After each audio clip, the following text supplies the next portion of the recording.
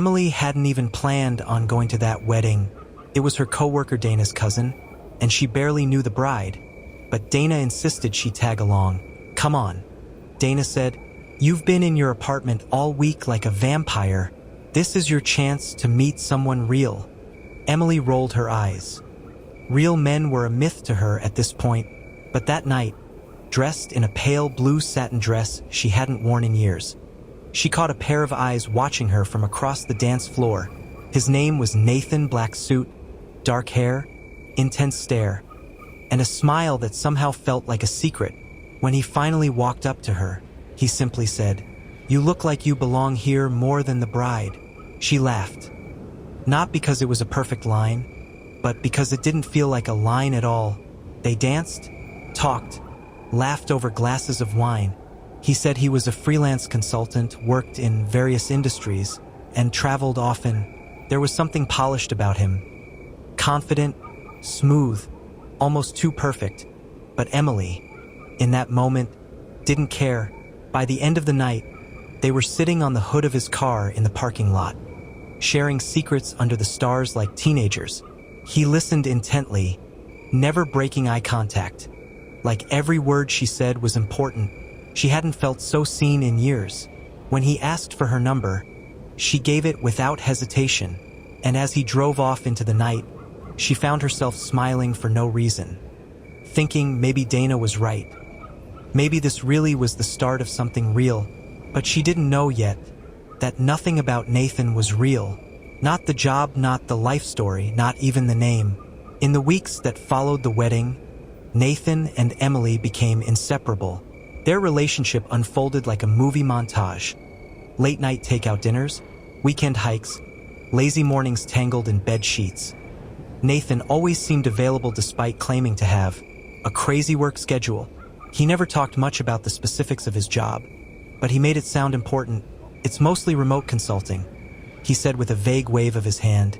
"Data security, startup clients? Stuff that would bore you to death." Emily laughed and nodded, not wanting to pry. He seemed honest, and honestly, she was falling fast. By the end of the first month, he had a toothbrush at her place. By the second, a drawer. He charmed her friends, even won over her brother Mason, who never liked any guy she dated. Emily's best friend Dana joked, "You found the unicorn. What did you sacrifice to the universe to get this lucky?" Nathan had a way of making her feel like the only person in the room. When he spoke, it was with intention. When he touched her, it was with purpose. And when he looked at her, God, those eyes. It was like he could see every part of her and still wanted her anyway. But there were little things she brushed off, like the fact that he never let her take pictures of them, or that he always silenced his phone around her, or that he never stayed more than 3 nights in a row, always citing urgent client needs. Emily told herself she was being paranoid. After all, everyone has their quirks, and she had been in worse relationships before. This time, it felt different this time. She thought she was safe, but what she didn't know was that Nathan had mastered the art of becoming whatever someone needed, until it no longer served him. It started with a single moment. Emily was scrolling through her Instagram stories late one night, wrapped in a blanket on the couch while Nathan took a long shower. A story popped up. A blurry boomerang of clinking glasses at a rooftop bar. The username wasn't familiar, but what caught her breath was the unmistakable shape of Nathan's profile in the background, sitting next to a woman with long dark hair. His hand was resting casually behind her on the bench. Her heart didn't exactly drop. It wavered. He told her he was at a work dinner, something client exclusive, which was why she couldn't come. But this wasn't a client meeting. It looked like a night out, a social gathering, a lie. She stared at the image for a long time, trying to convince herself it wasn't him. Maybe it was someone who looked like him. Maybe it was an old post re-uploaded. Or maybe, and this hurt more, she had no clue what his life really looked like when she wasn't around.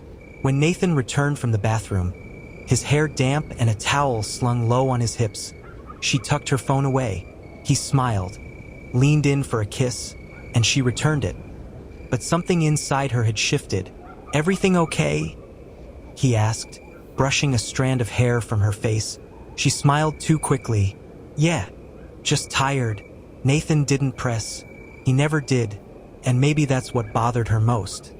The way he avoided confrontation so smoothly, like he'd spent years practicing escape routes and conversations. That night, she barely slept, while he dozed beside her. Breathing deeply and evenly, Emily lay staring at the ceiling, wondering what else she didn't know. For the first time, she allowed the thought to take shape in her mind. What if Nathan wasn't who he said he was? Emily couldn't let it go. The image from the story haunted her. Nathan, casually comfortable next to another woman, as if that version of him lived outside their home, outside the bubble he built with her. The next day, while he was in the shower again, she did something she never thought she would. She opened his laptop. Nathan wasn't careless, but he wasn't paranoid either. His email was already logged in, just minimized. She clicked it open, heart hammering. The inbox looked normal. Work messages, subscriptions, a few family threads, but then she noticed a strange folder titled Archives_2 that he had tucked away in his Gmail labels. Something about the way it was renamed felt intentional, like a decoy to keep things hidden without deleting them. She opened it. What she found wasn't damning. Not yet, but it was off multiple forwarded event invites to a contact labeled D. No full name, no photos, no obvious links, just D. There were calendar notifications for dinner reservations and a couple of Airbnb bookings. One of them had happened 2 months ago. A weekend she remembered clearly, because he told her he had to fly to Chicago for a last-minute supplier meeting. But there was no meeting in Chicago. The Airbnb was in their city, in a hip district known for loft-style rentals and Instagram-friendly cafes. Her heart began to pound harder. She screenshotted everything and sent it to herself, quickly deleting the email trace. When Nathan stepped out of the bathroom wrapped in a towel, she was in the kitchen pouring coffee, smiling like nothing was wrong. He kissed her neck and said, "You're up early?" She forced a chuckle and replied, "Couldn't sleep much?" Inside, she was already preparing for war. Emily couldn't stop replaying that name in her mind. D-. It felt like a splinter under her skin, just an initial, but it carried the weight of betrayal. That morning, while Nathan was at work, she decided to investigate further. She knew she couldn't confront him empty-handed. She needed certainty, not just suspicions. Her first thought was his phone, but Nathan never left it unattended, and even when he did, it was Face ID locked. So she pivoted. Emily called her friend Taylor, a tech-savvy analyst who owed her more than a few favors from their college days. "I need help. Quiet help," Emily whispered on the phone. Within hours, Taylor was at her apartment. Emily handed over the screenshots and explained what she found. Taylor raised an eyebrow. "These bookings aren't even under his name. Look at the email trail. They're forwarded confirmations, which means someone else booked them, and Nathan was just informed." Emily blinked. "So, D is the one booking everything." "Looks like it," Taylor nodded, pulling up the metadata and cross-referencing emails. One of the confirmations had a customer service message at the bottom, an auto-reply that included the original sender's full email.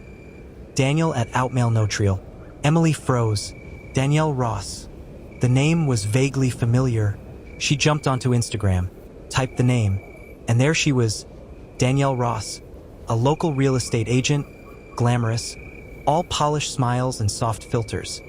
Her recent posts were littered with high-end condo listings, weekend getaways, and artful wine glasses. Emily scrolled faster, then stopped. A picture from 2 months ago. Danielle on a loft balcony. City skyline behind her. She wore a silky red dress and captioned the post, "Private escapes are the best kind." Emily recognized the skyline. It was the exact Airbnb Nathan had supposedly stayed at during his Chicago trip. Her stomach turned hands shaking. She clicked on the comments. Most were harmless. Emojis, compliments, but one stood out. "Next time, bring the wine." Posted by Nathan H. Emily's throat tightened. He didn't even try to hide his name. Her brain started to buzz, like everything around her dulled, and only her heartbeat remained loud, thunderous. In her chest, Danielle, red dress, skyline. A lie wrapped in glamour. Emily sat back on her couch, clutching her phone. whispering to herself, "This isn't just a fling. He's building a second life." And for the first time since this unraveling began, her fear turned into full-blown rage. The next morning, Emily barely slept. Her mind had been running all night like a reel she couldn't shut off. Danielle Ross. That name now had power. It wasn't just about betrayal anymore. It was about intentional deception. Nathan hadn't stumbled into a mistake. He had orchestrated it, and Danielle. She wasn't just a fling. She was a partner in the lie. Emily drove across town to Danielle's real estate office. She didn't know what she was planning. Maybe confrontation, maybe just to see her face. But when she arrived, the office was closed. A small sign on the door said, "Out for the week, showings by appointment only." Coward. Instead, she returned home and opened her laptop. Her plan had shifted. If Nathan could have secrets, so could she. She began digging deeper into Danielle's online presence: Facebook, LinkedIn, Zillow listings. Danielle had been active in the luxury housing market for years, and recently she'd posted about working with a wonderful couple on their forever home. A couple? Emily's pulse quickened. She messaged Taylor again. "I need you to find property listings recently scheduled under Danielle Ross. Focus on joint purchases or private showings." Taylor messaged back, "Already on it. Found 2 appointments booked under a Nathan Holloway and D. Ross at a gated home in Lakewood Hills. It was scheduled last week. Here's the listing dash." Emily clicked the link. A modern, 2-story house with vaulted ceilings, marble kitchen island, and a nursery painted in soft, neutral tones. A nursery. Emily's hands shook. She stared at the photo. A perfectly staged room with a tiny rocking chair in the corner. The thought hit her like a freight train. Were they planning a family? Emily's breath caught in her throat. Had Nathan told Danielle the same lies he once told her? About wanting kids, about a future, about building a home? She reached for her phone, scrolling back through Nathan's recent messages. And there it was, 3 weeks ago, a seemingly harmless text from him. "Sorry, babe, can't help with your cousin's birthday thing. I've got that supplier meeting in Lakewood. Shouldn't take more than 2 hours." That was the day of the house showing. It all fit. Nathan wasn't just cheating. He was building a parallel life, brick by brick. A home, a nursery, a new identity with someone else. Emily wasn't angry anymore. She was done being blindsided. She poured herself a glass of wine, stared out the window for a long moment, and whispered, "You don't even know what's coming." Emily didn't cry that night, no screaming into pillows, no self-pity. Instead, she opened a new Google Doc and began to document every lie, every contradiction, every screenshot. It wasn't about revenge. Not yet. It was about evidence. By morning, her plan had begun to take shape. She called Taylor again. "I need you to help me track where he's staying during his next business trip dash.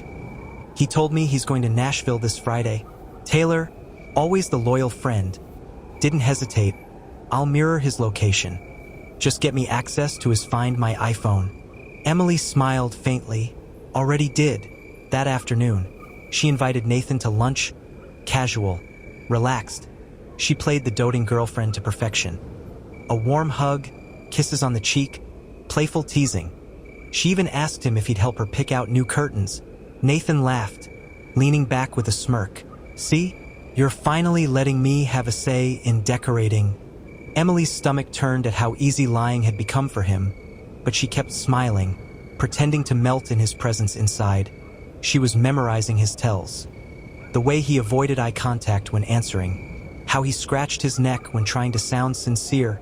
"I was thinking," she said, swirling her iced tea, "maybe we should plan a weekend getaway soon. Just us." Nathan hesitated for a second too long. "Totally, maybe next month. Work's insane right now." Of course it was. After lunch, Emily returned home and began pulling together a fake itinerary. She booked a decoy spa weekend for 2 in Asheville and left the email confirmation open on her desktop. She made sure he'd find it. Then came phase 2. She called Danielle's office, disguising her voice. "Hi, I'm looking to schedule a showing for that Lakewood Hills property. The one you toured last week with Nathan Holloway. I was hoping to speak with Ms. Ross." The receptionist paused. Danielle is out until next Monday. Can I take a message? Emily gritted her teeth. Sure. Just let her know that Mrs. Holloway called, and she'll understand. She hung up before the woman could ask questions. That night, Nathan returned home late. Emily was already in bed, pretending to be asleep. He kissed her forehead gently before heading to the shower. She listened to the water run and wondered how many times he had done that for Danielle. But now the clock had started ticking, and Emily was done playing dumb. By this time next week, Nathan's whole world would be on fire, and she'd be standing at a safe distance, watching the match fall. By Friday afternoon, Nathan kissed Emily goodbye with a suspicious amount of enthusiasm. I'll call you tonight. Babe, wish me luck with the presentation. Emily wrapped her arms around him tightly. Knock him dead, she whispered, forcing herself not to flinch at the lie sitting between them. As soon as the door shut, she exhaled. Not from relief, but from focus. The game had officially started. Taylor had set up location tracking through Nathan's iCloud within an hour. His phone pinged not in Nashville, but in a quiet suburb 2 hours away, just outside Charlotte. Emily's jaw clenched. So it was true. He wasn't even trying to hide it anymore. She clicked on the tiny red dot blinking on the map and said out loud to herself, "Let's see how cozy you two really are." The next part of the plan had already been in motion. Taylor's cousin Josh, a tech-savvy genius with zero filter, had helped Emily install a discreet hidden camera inside a bouquet of artificial flowers. The bouquet now sat nicely in a gift basket, accidentally delivered earlier that day to a charming Airbnb near the location Nathan's phone kept pinging, courtesy of Taylor's friend who managed rentals under the table. Emily knew exactly where Nathan and Danielle would be staying. Later that evening, Emily opened her laptop and logged into the hidden cam's live feed. At first, there was nothing. Just a perfectly ordinary living room with wine glasses and soft jazz playing on someone's Bluetooth speaker. Then they appeared. Nathan walked in wearing the same shirt he left home in that morning. Danielle followed him in a tight black dress, holding a takeout bag in one hand and her heels in the other. She laughed at something he whispered, then leaned up to kiss him. Emily watched, frozen. It was the kind of kiss you don't give a business colleague. Danielle curled up next to him on the couch. He pulled a blanket over them and started massaging her shoulders. They didn't even eat. Emily didn't cry.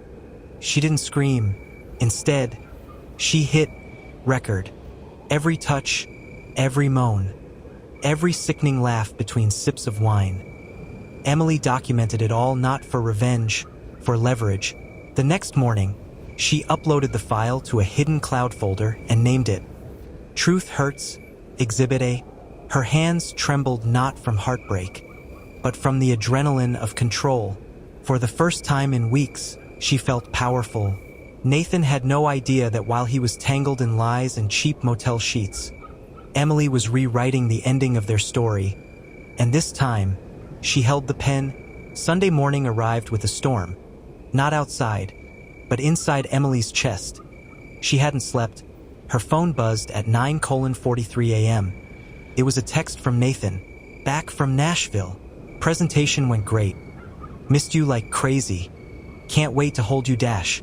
Emily stared at the message, her face blank. The audacity. He hadn't even bothered to change the story. No guilt, no hesitation. Just lies, sweetened with fake affection. She texted back, "I'm so proud of you. Babe, dinner tonight." He replied, instantly wouldn't miss it for the world. Emily's heart was pounding, but her hands were steady. Tonight was the night. She was done playing defense. It was time to take back control. That afternoon, she met with Taylor at a quiet coffee shop. Taylor slid a flash drive across the table. "It's all here," she said. "The footage, timestamps, even a backup on my cloud, just in case." Emily tucked the drive into her purse, nodding. "Thank you. Seriously, I couldn't have done any of this without you." Taylor leaned in. "Are you sure you're ready to go through with it?" Emily's eyes were ice. "He made this choice. I'm just giving him the mirror."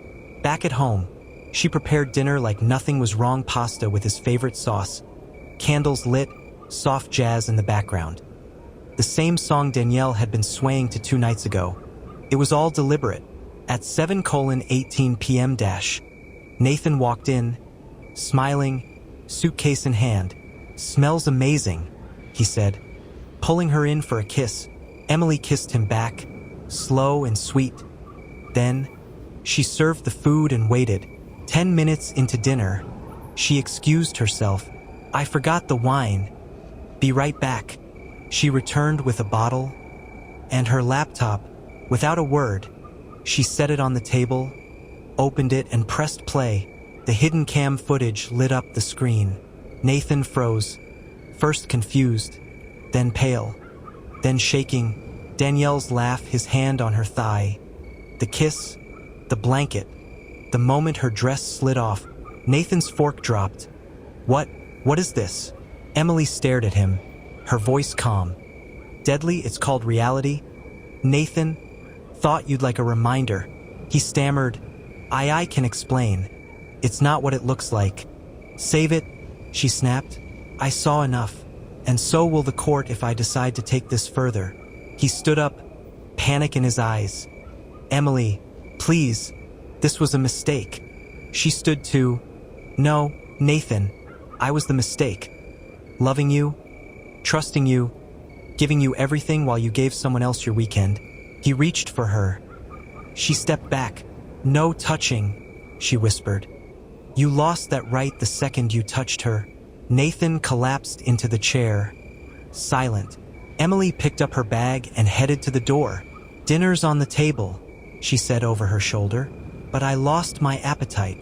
And just like that, she walked out, leaving Nathan with his lies, his shame, and a cold plate of what used to be love. Nathan sat in the empty kitchen for over an hour, staring at the paused frame on Emily's laptop. His own face caught in a moment of betrayal. The jazz music had long stopped. The candles had melted down into puddles of wax, and the pasta was stone cold. The house that once felt like home now echoed with guilt. He tried calling her once, twice, 5 times. No answer. He texted her, begged for a meeting, pleaded for forgiveness, said he was a broken man. But Emily had gone silent, not because she didn't care anymore, but because she was finally learning what it felt like to put herself first. Meanwhile, Nathan panicked. He drove to Danielle's place that night. When she opened the door, her eyes were wide with fear. "You told her?" she whispered. Nathan barged in. "No, she found out on her own. She had footage, Danielle. A video. Did you know someone was recording us?" Danielle gasped. "No. Are you saying someone was spying on us?" He paced back and forth, running his hands through his hair. "No, I think she planted a camera. She must have known." For weeks, Danielle's face turned cold. "So, what now? Are you dumping her?" Nathan shot her a look. "She dumped me. I'm screwed," Danielle scoffed. "You used me, lied to me, promised me it was just physical said you still loved her." Nathan blinked, realizing too late that his double life had just collapsed on both sides. Danielle grabbed his jacket and shoved it into his chest. "Get out, Nathan. I'm not going to be your backup plan." Back at home, Emily wasn't crying. She wasn't screaming. She was packing. She folded each shirt neatly, placed them into boxes, and labeled them with the calm precision of someone preparing for peace. Her peace? No more yelling. No more gaslighting. No more work trips. She'd already contacted a lawyer earlier that morning. No divorce just yet. But the consultation gave her clarity, strength. A plan. That night, she stayed at Taylor's apartment. They ate popcorn and watched a dumb romantic comedy, laughing louder than the jokes deserved. Emily wasn't healed. Not yet. But for the first time in months, she felt light. Meanwhile, Nathan was alone in the house he once shared with the woman who knew all his favorite songs, who remembered how he liked his coffee, who cheered him on even when he didn't believe in himself. Now all he had were echoes and regret, and a cold plate of untouched pasta still sitting on the kitchen table. 2 days later, Emily returned to the office. Not with shame, but with quiet dignity. She wore a soft cream blazer, her hair tied neatly back, and her eyes held the calm intensity of a woman who had cried her last tear. Most of her colleagues didn't know what had happened, but they could tell something had changed. Nathan, on the other hand, had been avoiding everyone. He'd been coming in late, leaving early, barely speaking. Rumors were starting to swirl, mostly from whispers caught near the copy machine or passed between desks. Something about a cheating scandal, something about a video, but Emily didn't say a word. Not until the end-of-week department meeting, the one where she knew Nathan would be sitting just 3 chairs down. When it was her turn to give updates on the upcoming presentation, Emily stood with her laptop in hand. She opened a file. Not the marketing slides, but a brief video clip of Nathan laughing over dinner with Danielle. The same clip from the hidden camera he'd never noticed. No nudity, nothing graphic, just undeniable betrayal. Gasps filled the room. Nathan bolted up. "What the hell is this?"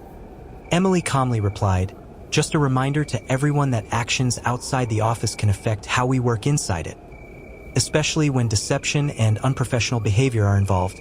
The room went silent.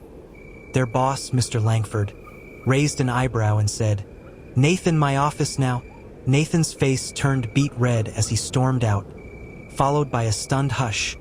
No one said a word for a full minute. Emily closed her laptop. Now, back to the campaign numbers. It was masterful. Word spread like wildfire. Within hours, the whispers became facts, and the facts became office legend. Danielle, who worked in a different department, sent Emily a one-line email. "I'm sorry. I didn't know he could hurt people like this." Emily didn't reply. Instead, she walked out of work that evening with her head held high, past the eyes that once doubted her, judged her, or pitted her. Nathan? He received a formal notice from HR the next morning. Not for cheating, but for violating workplace policy on relationships and professionalism. His career? Stalled. His reputation? Burned. Emily, meanwhile, was getting invitations to lead a new project on workplace integrity and resilience, because sometimes the best revenge isn't rage, it's respect. The weekend after the office confrontation, Emily took a quiet trip alone to the coast, a place she hadn't visited since she and Nathan first started dating. She walked along the windy cliffs, the scent of salt in the air, and felt a strange mix of sadness and relief. The person who had once stood by her side with promises of forever had become a stranger, but she wasn't mourning him anymore. She was mourning the version of herself that had believed in him without question. On the second morning of her trip, Emily sat in a cafe by the sea, journaling.